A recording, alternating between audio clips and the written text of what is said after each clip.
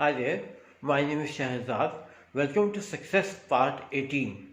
आज का हमारा टॉपिक है कि वो कौन से लोग होते हैं जिनको और लोग पसंद करते हैं या उनसे प्यार करते हैं।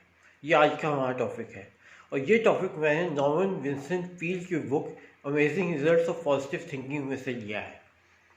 अच्छा, हम अपने टॉपिक में डिस्कस करते हैं कि सारी दुनिया में ये एक बात कॉमन है कि हर शख्स ये चाहता है कि लोग उसको पसंद करें, उसको लाइक करें, उसको अप्रिशिएट करें। लेकिन इसमें यह है कि इन रिटर्न आपको भी उनको अप्रिशिएट करना पड़ता है, आपको भी उनको लाइक करना पड़ता है क्यों, और वो भी सिंसियरली आपको करना पड़ता है। ये नहीं कि आप किसी पर्पस के तहत करें, नहीं, आपको सिंसियरली आप लोगों को लाइक करेंगे, आप सिंसियरली लोगों को पसंद करेंगे, अप्रिशिएट करेंगे, तो इन रिटर्न आपको भी अप्रिसिएशन मिलेगी, आपको भी लाइकनेस मिलेगी, आपको भी लोग पसंद करेंगे। यही वजह थी कि जो बुक थी how to win friends and influence people, वो मिलियंस की तादाद में बिकी सारी दुनिया में। इसी वजह की, इसी रीज़न की वजह से नॉर्मन विंसेंट पील कहते हैं कि वो डिनर कर रहे थे दो बंदों के साथ, वुडब्रिज और कैरल के साथ। उन्होंने सवाल किया कि सेल्स टीम में, और ये दोनों बंदे जो हैं जिनके साथ वो डिनर कर रहे थे सेल्स टीम के बड़े टॉप पोजीशंस पे थे। उन्होंने सवाल किया कि एक सेल्स मैन की क्या क्वालिटीज़ होनी चाहिए। दोनों ने, उनमें से जो वुडब्रिज थे उन्होंने कहा ऑब्वियसली एक तो ये कि उसको अपनी प्रोडक्ट के बारे में पूरी नॉलेज होनी चाहिए और उसको ये पता होना चाहिए कि उसने अपने प्रोडक्ट को सेल कैसे करना है। और दूसरी बड़ी खूबी ये है कि वो लोगों को लाइक करे, वो लोगों को अप्रिशिएट करे। जितना वो लोगों को लाइक करेगा, सिंसियरली लाइक करेगा, लोग उतना ही इन रिटर्न उसको लाइक करेंगे और उसके प्रोडक्ट को ख़रीदेंगे, उसको उसकी जो सेलिंग है वो बढ़ेगी। ये देखिए, उन लोगों ने भी यही बात कही। इसमें आगे नॉर्मन विंसेंट पील कहते हैं कि एक मेरा दोस्त है चार्ली, वो बहुत बड़ा एप्रिशिएटर है लोगों का। कोई अच्छा काम करता है उसके इलाके में, जिस जगह वो रहता है, वो उस बंदे को बड़ा अप्रिशिएट करता है और बड़े सिंसियरली अप्रिशिएट करता है और बड़े अच्छी अप्रिसिएशन देता है, लेटर भी लिखता है या टेलीफोन कॉल करता है। और नॉर्मन विंसेंट पील कहते हैं कि जब मेरी सेक्रेटरी मुझे बताती है कि चार्ली लाइन पे है, कहते हैं मैं बहुत ज़्यादा खुश हो जाता हूँ कि चार्ली मुझे ज़रूर अप्रिशिएट करेगा। जो मैं अभी कोई नई राइटिंग लिखी है या कुछ लिखा है उसमें वो मुझे ज़रूर अप्रिशिएट करेगा। तो वो कहते हैं कि चार्ली जो है, जिस तरह की चार्ली बंदा है उस तरह के और भी लोग हो सकते हैं कि जो अप्रिशिएट करते हैं दूसरे लोगों को और इन रिटर्न उनको भी अप्रिसिएशन मिलती है, उनको भी प्यार मिलता है, उनको भी लोग लाइक करते हैं।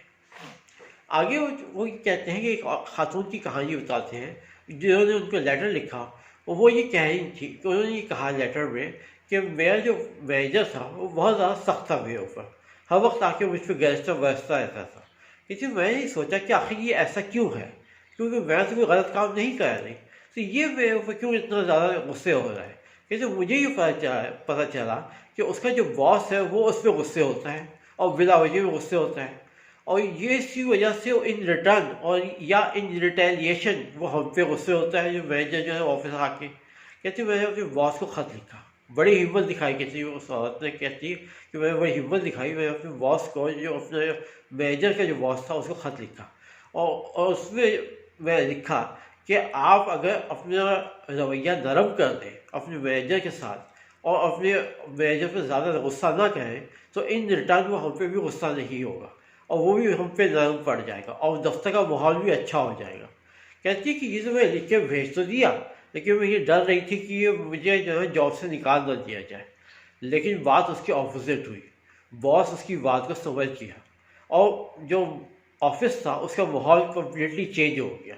उसने गरजना बरसना छोड़ दिया अपने मैनेजर पे और मैनेजर इन रिटर्न जो था, जो मैनेजर जो था उसने भी और ख़ातून पे और जो और लोग थे जो उसके अंडर में थे उनके ऊपर गुस्सा करना छोड़ दिया। तो उस औरत को बहुत इज्जत भी मिली और बड़ी अप्रिसिएशन भी मिली। उसके आगे वो कहते हैं, एक और कहानी बताते हैं बैड डेट कैरेक्टर की, और वो कहते हैं कि वो बंदा वो था जिसको कंपनियां हायर करती थी कि तुमने जो है हमारे जो बैड डेट्स हैं वो कलेक्ट करने हैं। कहते हैं कि शुरू में वो तो लोगों को फ़ोन कॉल्स करता था या लेटर्स लिखता था या उनसे बात करता था, रिक्वेस्ट भी करता था, थ्रेट भी करता था कि जी आप हमें हमारे जो बैड डेट्स हैं वो क्लियर नहीं करेंगे तो आपके साथ ये हो जाएगा वो हो जाएगा। कहते हैं लेकिन उसने ये देखा कि लोग उसको सही रिस्पॉन्स नहीं दे रहे, तो उसने सोचा कि मैं अपने आप को चेंज क्यों ना करूँ, मैं पॉजिटिव थिंकिंग को क्यों ना लेके आया हूँ ताकि लोग मुझे अप्रिशिएट करें। कहते उसने जो लोगों के जो मसाइल थे उनको हल करने का सोचा कि जो बैड डेट्स को क्लियर किया कैसे जा सकता है। सबसे पहले वो गया एक खातून के पास जो 27 साल की थी, और उन्होंने उससे पूछा कि आपके ऊपर कितना कर्जा है। उन्होंने बताया कि इतना मेरे ऊपर कर्जा है और हम उस कर्जे को अदा नहीं कर पा रहे, और उसकी वजह से हम जो है बड़ी प्रॉब्लम के शिकार हैं। उसने कहा कि अगर आप, उसने कहा कि चले आए बैठे लिखते हैं हम दोनों बैठ के कि आपकी लाइबिलिटीज़ क्या हैं और आपके एसेट्स क्या हैं। जब दोनों को उन्होंने मुआवजा किया तो जो वेडेड कैरेक्टर था उसने कहा कि आप अगर 28 सेंट्स रोज़ाना पे कर दें तो 1 साल के अंदर आपका कर्जा अदा हो जाएगा। वो औरत बड़ी हैरान हुई, कहती सिर्फ 28 सेंट्स, ये मैं रोज़ दूँगी तो मेरा कर्जा उतर जाएगा 1 साल में। मैंने कहा हाँ जी, कर्जा उतर जाएगा। उस औरत ने वही किया और साल में उसका कर्जा उतर गया, और इन रिटर्न उस बंदे को इतनी एप्रिसिएशन मिली कि उस इलाके में उस बंदे को डेट डॉक्टर कहा जाने लगा कि जी ये ऐसा बंदा है जो दूसरों के डेट्स को क्लियर करवाता है, उनकी प्रॉब्लम्स को सॉल्व करवाता है। उसके आगे नॉर्मन वेस्टरफील्ड ये कहते हैं कि बहुत से लोग ऐसे होते हैं जो बड़े अच्छे लिसनर होते हैं, जो दूसरे लोगों को लिसन करते हैं, उनकी बातों को सुनते हैं।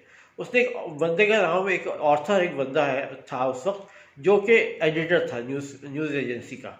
उसको वो कहते थे कि वो बड़ा अच्छा लिसनर है। उसके पास एक बंदा बिल आया। बिल वो था जो कि अपनी बीवी और बेटे को लेके कश्ती पे गया। वो कश्ती उलट गई, बीवी और वो बच गया, क्योंकि बेटा जो था उसका वो पानी में डूब गया, जिसकी वजह से बिल बड़ा परेशान हाल रहता था। वो जो एडिटर था वो रात को अपने ऑफिस में काम कर रहा था कि उसके दरवाजे में दस्तक हुई। उसने जब दरवाज़ा खोला तो बिल खड़ा हुआ था। उसने कहा बिल अंदर आ जाओ, तुम वहाँ क्यों खड़े हो। बिल अंदर आया और कुछ चेयर पे बैठ गया, और बड़ा ही परेशान हाल था बिल, क्योंकि बिल का बेटा जो था वो डूब चुका था, वो मर चुका था। वो जो एडिटर था उसने अपने काम में लग गया। उसने बिल को बिल्कुल डिस्टर्ब नहीं किया, कि ज़्यादा बातें नहीं की कि बिल को और मज़ीद डिस्टर्ब किया जाए। वो अपने काम में लगाया। उसने वो जो बंदा था, जो बिल था, उसने ये कहा कि एडिटर से कि मैं अभी थोड़ी देर तक बात नहीं कर सकता क्योंकि मैं बहुत परेशान हूँ। तो एडिटर ने कहा कोई बात नहीं, तुम अपना टाइम लो, मैं सुनने को तैयार हूँ जो तुम कहना चाहते हो। थोड़ी देर बाद बिल बोला, और 1 घंटे तक बोलता है कि उससे ये गलती होगी, उससे ये गलती होगी, जिसकी वजह से उसका बेटा जो था वो डूब गया। वो जो एडिटर था वो खामोशी से सुनता था। उसने कॉफ़ी का कप लिया, कॉफ़ी कप भरा, और उसने वो उसको बिल को ला के दिया। उसने कहा ये कॉफ़ी का कप पियो और बड़े सुकून से बैठो और अपनी परेशानियों को दूर करो। और उसके बाद एडिटर ने ये कहा कि बिल, अब रात के 3 बज चुके हैं, मैं भी यहाँ बैठा हूँ, तो ऐसा करो तो अपने घर जाओ, सुकून से सो और अपने ख्यालात को पॉजिटिव करो, नेगेटिव थिंकिंग अपने जहन से निकाल दो कि तुम्हारा कसूर था कि तुम्हारा बेटा जो था वो डूब गया। ये अल्लाह की मर्जी थी जिसकी वजह से ये हुआ है, इससे तुम्हारा इतना कोई कसूर नहीं है। इसलिए तुम आराम से जाओ, अपने घर में जाके सो और सुकून से अपनी ज़िंदगी गुजारो। और अगर तुम्हें दोबारा आना है मेरे पास, दोबारा कोई बात करनी है, तो मैं उसके लिए उसको भी सुनने को तैयार हूँ। ऐसे लोगों को भी लोग पसंद करते हैं जो बड़े अच्छे लिसनर होते हैं। उसके आगे वो कहते हैं कि बहुत से ऐसे लोग होते हैं जिन पे क्रिटिसाइज़ किया जाता है, और इतना क्रिटिसाइज़ किया जाता है जिसकी कोई हद नहीं होती।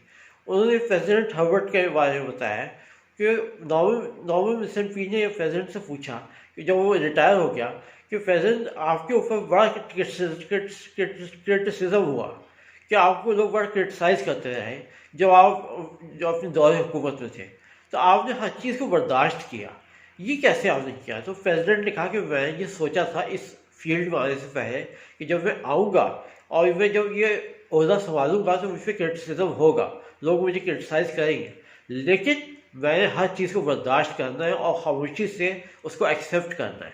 और कहते मैंने यही किया, और फिर इन रिटर्न ये हुआ कि जो लोग मुझे क्रिटिसाइज़ करते थे वही मेरे फ्रेंड्स बन गए।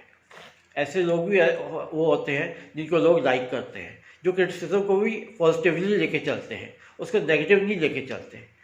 आगे वो एक और जो है नॉर्मन वेस्टरफील्ड एक और कहानी बयान करते हैं एक खातून की, कि वो ऐसे लोग जो कि इरिटेट नहीं होते हैं, और अगर इरिटेट होते हैं तो अपनी इरिटेशन को फ़ौरन रिमूव कर देते हैं। एक खातून की उन्होंने कहानी सुनाई कि वो खातून थी जो 65 ईयर्स की है, जो उन्होंने पायलट बनने का सोचा कि वो पायलट बनना चाहती हैं एक जहाज, उसका हवाई जहाज़ का। तो उन्होंने कहा कि उन्होंने लाइसेंस भी क्लियर किया, उन्होंने प्रैक्टिस भी की, और वो पायलट बन गई। और उन्होंने वो अपना जो स्मॉल प्लेन्स होते हैं, सेसना प्लेन्स होते हैं, वो उड़ाया करती थी। तो तो वो खातून ये कहती थी कि जब वो इरिटेट होती थी ना, तो मैं जाती थी एयरपोर्ट, अपने जहाज़ में बैठती थी और मैं उसको उड़ा के ऊपर ले जाती थी। और जब वो बहुत ऊंचाई पे होती थी तो मैं नीचे से ज़मीन को देखती थी तो मुझे ज़मीन बड़ी खूबसूरत मालूम होती थी। तो वो कहती हैं कि मुझे जो है ये जो जितनी भी इरिटेशन होती थी वो सारी रिमूव हो जाती थी। नॉर्मली कहते हैं कि हर के पास प्लेन तो नहीं होते, ना मेरे पास प्लेन है ना आपके पास प्लेन है। तो कहते हैं हम अपनी इरिटेशन को इस तरह दूर कर सकते हैं कि अपने माइंड के लेवल को हाई कर दें, ताकि हमारी जो इरिटेशन है और हम जो इरिटेट हो रहे हैं उसको हम ख़त्म कर दें। ऐसे लोग जो इरिटेट नहीं होते दूसरों की बातों पे, उनको भी लोग लाइक करते हैं, उनको भी लोग पसंद करते हैं। आगे वो ये कहते हैं कि ऐसे लोग जो बड़ी हिम्मत वाले होते हैं, जो कि बड़ी हिम्मत से काम करते हैं, दूसरों को भी हिम्मत दिलाते हैं और खुद भी बड़ी हिम्मत वाले होते हैं, उनको भी लोग बड़ा लाइक करते हैं। उन्होंने एक न्यूज़पेपर कॉलमिस्ट के बारे में बताया कि उस बंदे को 2 बीमारियां हुई, एक हार्ट की ट्रबल हुई और एक कैंसर हो गया, लेकिन वो बंदा बड़ी हिम्मत वाला था। उसने दोनों ऑपरेशन करवाए और दोनों ऑपरेशन करवा के वो जब ठीक हो गया तो डॉक्टरों ने उसको बड़े हैरत से देखा और डॉक्टरों ने कहा कि आपकी जगह पे अगर हम होते तो हम अपने आप को 10 साल ज़्यादा यंग महसूस करते हैं। आप वाकई में बड़े जिंदा दिल आदमी हैं कि आपने दोनों ऑपरेशन बर्दाश्त किए और आप इस वक्त भी बड़े जिंदा दिल नज़र आ रहे हैं। वो जो कॉलमिस्ट था उसने कहा कि आप मुझे पेंसिल और पेपर ला के दें, मैं कॉलम लिखना चाहता हूँ। जब मैं कॉलम लिखता हूँ तो मुझे ज़िंदगी फील होती है और जब मैं नहीं लिखता तो ऐसे मुझे लिखूँगा तो मुझे ऐसा लगेगा जैसे मैं मर गया हूँ। तो उन्होंने उसको पेपर और पेंसिल ला के दिया और उसने कॉलम लिखा। तो इस तरह के जो जिंदा दिल लोग होते हैं, जो औरों को भी हिम्मत दिलाते हैं और खुद भी बड़े जिंदा दिल लोग होते हैं, उनको भी लोग लाइक करते हैं, उनको भी लोग पसंद करते हैं। आखिर में इन द एंड उसमें उन्होंने ये बयान किया एक बंदे के बारे में कि उसने अपनी कंपनी में अपने जो कॉन्फ्रेंस रूम था उसमें जितनी चेयर्स की सेटिंग थी उसमें जो हेड चेयर थी उसको खाली छोड़ दिया करता था और बाकी चेयर्स पे लोग बैठते थे। और उसका रीज़न क्या था? वो हेड चेयर उसने अल्लाह ताला के नाम पे की हुई थी। और वो क्यों की हुई थी? वो ही कहता था कि जब हम किसी डिसीजन पे नहीं पहुंच पाते तो हम उस हेड चेयर को देखते हैं कि हमें कोई किसी को डिसीजन मिले, हमें कोई रास्ता मिले। और कहते हैं हमें रास्ता मिलता है कि हमारा फेथ ऐसा है, हमारा जो ईमान है वो ऐसा है कि हमें रास्ता अल्लाह ताला दिखाता है और हम उस रास्ते में चल पड़ते हैं और हम अपने मकासद को का जो हसूल है वो हासिल कर लेते हैं। उसका ये जो अमल था, ये फेल जो था, जो वो करता था, वो और ऑफिसेज में भी बड़ा फैल गया और लोगों ने इसको बड़ा लाइक किया, उसको बड़ा पसंद किया और लोगों ने भी ये प्रैक्टिस करना शुरू कर दी।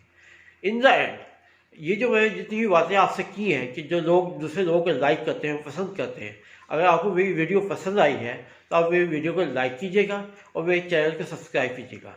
Thank you very much. Bye bye.